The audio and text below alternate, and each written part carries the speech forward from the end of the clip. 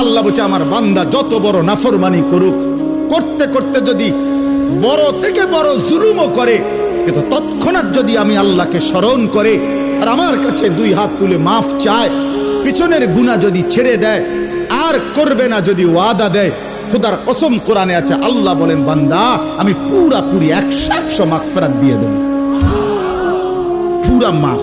উলাইকা জাযাউহুম মাগফিরাতুম মির রাব্বিহিম।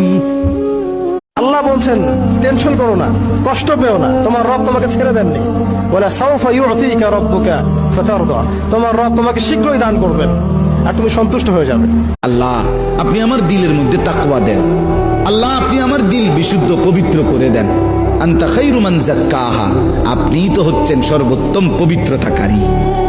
আনতা ওয়ালিয়ুহা, আপনি তো হচ্ছেন নফসের মালিক। ওয়া মাওলাহা, আপনি তো হচ্ছেন জিন্দেগীর মাওলা।